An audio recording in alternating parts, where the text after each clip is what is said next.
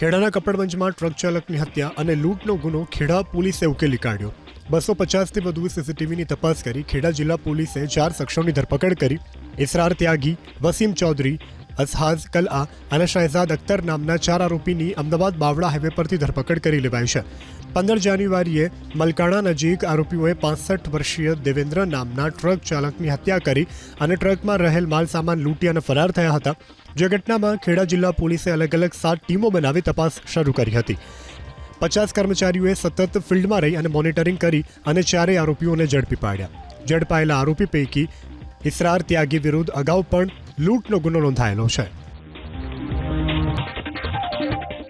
ખેડાના કપડવંજમાં truck ચાલકની હત્યા અને લૂંટનો ગુનો ખેડા પોલીસે ઉકેલી કાઢ્યો।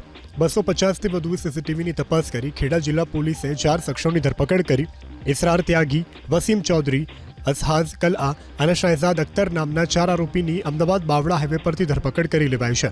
15 જાન્યુઆરીએ મલકાણા નજીક આરોપીઓએ 65 વર્ષીય દેવેન્દ્ર નામના ટ્રક ચાલકની હત્યા કરી અને ટ્રકમાં રહેલ માલ સામાન લૂંટી અને ફરાર થયા હતા।